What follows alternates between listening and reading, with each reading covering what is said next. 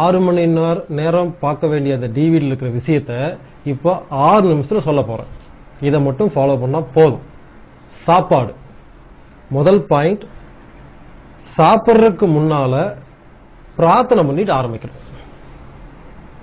ரெண்டாவது பாயிண்ட், பசி இருந்தா மட்டும்தான் சாப்பிடணும். பசி இல்லாம சாப்பிட்டா விஷமா மாறும்.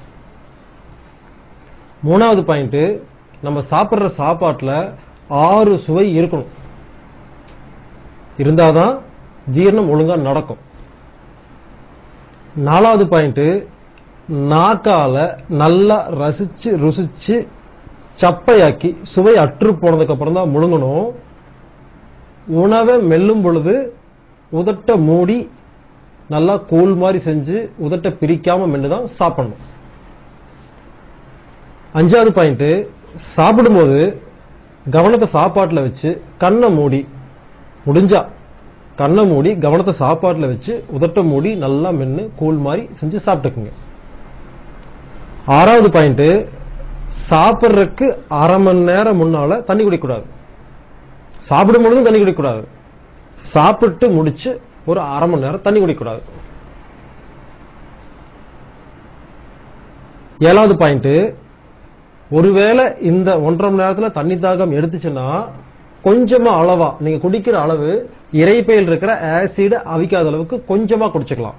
இந்த மாதிரி கை வச்சு 3 தடவை உறிஞ்சு குடிச்சுக்கலாம், இல்ல ஒரு 1/4 டம்ளர் குடிச்சுக்கலாம். எட்டாவது பாயிண்ட், குளிச்சா 3/4 மணி நேரத்துக்கு அப்புறம் தான் சாப்பிடணும். சாப்பிட்டா 2.5 மணி நேரத்துக்கு அப்புறம் தான் குளிக்கணும். 9வது பாயிண்ட், சாப்பிட்றதுக்கு முன்னால முகம் கை காலு கழுவிட்டு சாப்பிடணும். அப்போ சாப்பாடு நல்லா ஜீரணமாகும். 10வது பாயிண்ட், டிவி பார்த்துட்டு சாப்பிடக்கூடாது. 11வது பாயிண்ட், சாப்பிடும் பொழுது பேசக்கூடாது. 12, காலை தொங்க போட்டு உட்கார்ந்து சாப்பிடக்கூடாது. சமணங்கால் போட்டு உட்கார்ந்தா சாப்பிடணும். டைனிங் டேபிள்ல உட்காந்துக்குங்க, சமணங்கால் போட்டு உட்காந்துக்குங்க. 13வது பாயிண்ட், அம்மாக்கள் தன் குழந்தையோட உட்காந்து சாப்பிடக்கூடாது. அவங்களுக்கு பரிமாறிட்டு தனியா உட்காந்து சாப்பிட்டுக்குங்க. 14வது பாயிண்ட், சாப்பிடும் பொழுது புஸ்தகம் படிக்கக்கூடாது. 15, முதல் ஏப்பம் வந்ததுன்னா சாப்பாட்டை நிறுத்திடுங்க, போதும். தேவைப்பட்ட ஆசைக்காகவும் அடுத்த நேரம் சாப்பிட்ற டைமுக்கு தகுந்த மாதிரி கொஞ்சம் அதிகமா சாப்பிட்டுக்கலாம். முடிஞ்ச வரைக்கும் முதல் ஏப்பத்தை நிறுத்துறது நல்லது. 16வது பாயிண்ட், சர்க்கரை, பிபி, ஆஸ்மா, யாரு எந்த நோய் இருந்தாலும் இந்த ஃபுல் சப்ஜெக்ட கேட்டு முடிச்சோடனே நீங்க எதை வேணாலும் சாப்பிடலாம். இனிப்பு சாப்பிடலாம், காரம் சாப்பிடலாம், புளி சாப்பிடலாம், ஒன்னும் ஆகாது. தைரியமா சாப்பிடுங்க. இவ்வளவுதாங்க. இந்த 16 பாயிண்ட் சரி பண்ணீங்கன்னா உங்க உடம்புக்குள்ள போற மண் சக்தி சரியா போயிரும். அடுத்தது நீர், குடிக்கிற தண்ணி. முதல் பாயிண்ட், தண்ணிய கொதிக்க வச்சு குடிக்கவே கூடாது. 2வது பாயிண்ட், தாகம் எடுத்தா மட்டும்தான் தண்ணி குடிக்கணும். தாகம் இல்லாதப்ப தண்ணி குடிச்சா அதுவும் உடம்புக்கு கெடுதல். 3வது பாயிண்ட், மினரல் வாட்டர் பயன்படுத்தவே கூடாது. 4வது பாயிண்ட், தண்ணிய ஃபில்டர் பண்ணவே கூடாது. சாதா தண்ணி தான் குடிக்கணும். டேப்ல வர சாதா தண்ணி எடுத்து குடிச்சீங்கன்னா போதும். 5வது பாயிண்ட், தண்ணிய மண்பானையில வச்சு ஒரு 2 மணி நேரத்துக்கு அப்புறமா குடிச்சீங்கன்னா அந்த தண்ணியில் இருக்கிற எல்லா கெட்ட பொருளும் மண்பானை உறிஞ்சிரும். அந்த மாதிரி குடிச்சா ரொம்ப ரொம்ப நல்லது. 6வது பாயிண்ட், தாகம் இல்லாதப்போ தண்ணி குடிக்கவே கூடாது. 7, யூரின் போனா, சிறுநீர் கழிச்சோம்னா உடனே கொஞ்சமா தண்ணி குடிச்சுக்கணும். 8வது பாயிண்ட், தண்ணிய அண்ணாந்து கடகடன் உள்ள ஊத்திடக்கூடாது. அண்ணாந்து ஊத்திரலாம், ஆனா முழுங்குறதுக்கு முன்னால சப்பி சப்பி மெதுவா தான் முழுங்கணும். இவ்வளவுதாங்க. இந்த 8 பாயிண்டையும் சரி பண்ணிட்டீங்கன்னா தண்ணி மருந்தா மாறும், விஷமா மாறாது. அடுத்தது தூக்கம். தூக்கத்துல முதல் பாயிண்ட், வடக்க தலை வச்சு படுக்கவே கூடாது. 2வது பாயிண்ட், டீ காஃபி குடிக்கூடாது. குடிச்சீங்கன்னா தூக்கம் கெட்டு போயிடும். 3வது பாயிண்ட், வெறும் தரையில படுக்கூடாது. படுத்தா நம்ம உஷ்ணம் எல்லாம் தர வாங்கிக்கும், தூக்கம் வராது. 4வது பாயிண்ட், உடம்புல உழைப்பு இருக்கிறவங்களுக்கு தூக்கம் அதிகமா தேவைப்படும். மனசும் புத்திக்கும் வேலை கொடுத்தவங்களுக்கு தூக்கம் தேவைப்படாது. அதனால ரொம்ப கஷ்டப்பட வேண்டாம். 8 மணி நேரம் படுங்க. 8 மணி நேரத்துல எவ்வளவு நேரம் தூங்குறீங்களோ உடம்புகிட்ட விட்டுருங்க. மத்த நேரம் ஓய்வெடுங்க. ஓய்வுக்கும் தூக்கத்துக்கும் உள்ள வித்தியாசத்தை புரிஞ்சுக்குங்க. உடம்புக்கு வேலை கொடுத்தாதான் தூக்கம் வரும். மனசுக்கும் புத்திக்கும் வேலை கொடுத்தா தூக்கம் வராது. ஓய்வு தான் தேவை. அடுத்தது 7வது பாயிண்ட், நைட்டு படுக்கிறதுக்கு முன்னால பல்லு விளக்கிட்டு படுத்தா நல்லா தூக்கம் வரும். ஒரு டிப்ஸ். 8வது பாயிண்ட், தாடை கீழே பாருங்க, இந்த 3 விரலை வச்சு சுண்டு விரலையும் தடவி கொடுத்தீங்கன்னா தூக்கம் வரும். இது ஒரு பாயிண்ட். 9வது பாயிண்ட், உச்சந்தலை இருக்கு இல்லைங்களா, அதுல இருந்து பின்னால ஒரு 2 இன்ச்சு போய் தடவி கொடுத்தீங்கன்னா, சுளிக்கும் உச்சந்தலைக்கு நடுவில் தடவி கொடுத்தீங்கன்னா தூக்கம் வரும். இது 9வது பாயிண்ட். அவ்வளவுதாங்க. தூக்கம் மொத்தம் 9 பாயிண்ட். இதை சரி பண்ணிட்டீங்கன்னா தூக்கம் சரியாயிரும். அடுத்தது காற்று. காற்றுல பெருசா ஒண்ணும் இல்லைங்க. இந்த ஆல் அவுட், குட் நைட், கொசு வெத்தி, இந்த மாதிரி கொசுக்கு பயந்து நம்ம பயன்படுத்துற எல்லா விஷயத்தையும் முதல்ல பயன்படுத்தாதீங்க. அவ்வளவு விஷமும் 10 மணி நேரம் உடம்புக்குள்ள போய் எல்லா நோயும் உண்டு பண்ணும். அதனால ஆல் அவுட், குட் நைட், கொசு வெத்தி போன்ற கொசுக்கு சாகடிக்கிறதுக்காக பயன்படுத்துற எந்த ஒரு பொருளையும் பயன்படுத்தாதீங்க.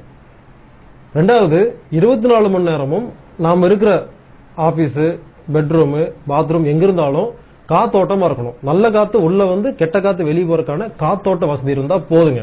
காத்துல பொறுத்த வரைக்கும் நீங்க ஒன்னும் நல்ல காத்த ஒன்னும் உருவாக்க வேண்டாம். அந்த ரூம்குள்ள நல்ல காத்து கொடுத்தாவே உங்க உடம்பு அந்த நல்ல காத்துல இருக்கிற நல்ல சக்தியை எடுத்துக்கும். அதனால காத்துல 2 பாயிண்ட் தான்.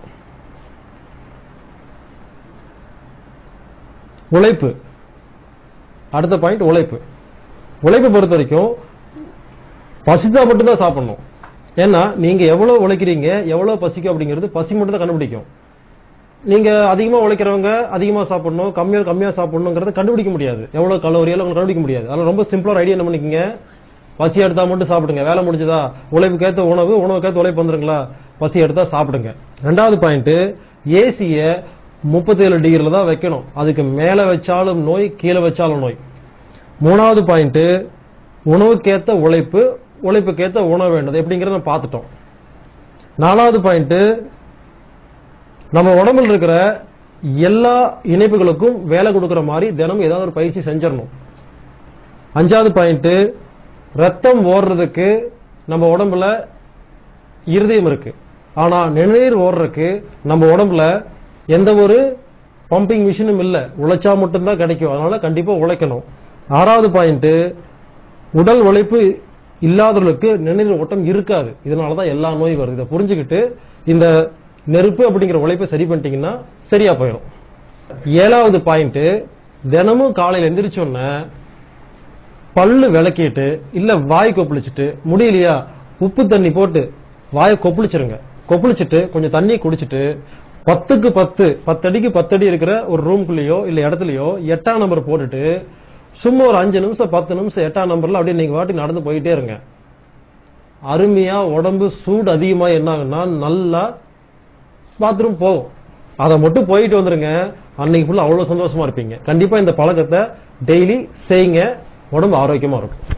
இந்த சாப்பாடு, மூச்சுக்காத்து, குடிக்கிற தண்ணி, உழைப்பு, நெருப்பு, இந்த 5 மட்டும் சரி பண்ணீங்கன்னா எல்லாமே சரியாயிரும். கண்டிப்பா உங்களுக்கு நல்ல தீர்வு கிடைக்கும். அதனால இந்த 5 பாயிண்ட ஃபாலோ பண்ணீங்கன்னா முடி கொட்டுறதுல இருந்து கண்ணு சம்பந்தப்பட்ட, காது சம்பந்தப்பட்ட, மூக்கு சம்பந்தப்பட்ட, வாய் சம்பந்தப்பட்ட, பல்லு சம்பந்தப்பட்ட, உணவு குழாய் சம்பந்தப்பட்ட, இருதய சம்பந்தப்பட்ட, ஹார்ட் அட்டாக்கு, வால்வு விரிஞ்சிருச்சு, சுருங்கிருச்சு, ஓட்டம் வந்துருச்சு, இருதய நுரையீரல் சம்பந்தப்பட்ட ஆஸ்மா, வீசிங், நெஞ்சு சளி, மண்ணீரல் சம்பந்தப்பட்ட, கல்லீரல் சம்பந்தப்பட்ட, வயிறு சம்பந்தப்பட்ட அல்சர், அஜீரண கோளாறு, ஐபிஎஸ், இரிட்டபிள் பவுல் சிண்ட்ரோம், கிட்னியில கல் இருக்கு, மூத்திரப்பையில கல் இருக்கு, பித்தப்பையில கல் இருக்கு, மூட்டு வலி, முழங்கால் வலி, இடுப்பு வலி, தலைவலி, ஒத்த தலைவலி, ரெட்ட தலைவலி, தோல் சம்பந்தப்பட்ட எல்லா நோய்களுக்கும், ஆண்மை குறைவு, குழந்தையின்மை, மலட்டுத்தன்மை, பெண்களுக்கு உண்டான எல்லா மாதவிடாய் சம்பந்த பிரச்சனையும், ஹிரண்யா, பிபி, தைராய்டு, கேன்சர், எய்ட்ஸ், இந்த மாதிரி என்னென்னமெல்லாம் நோய் எல்லாம் இருக்குதோ எல்லா நோயும் கண்டிப்பா குணமாகும். ஃபாலோ பண்ணுங்க, குணப்படுத்திக்கங்க. வணக்கம்.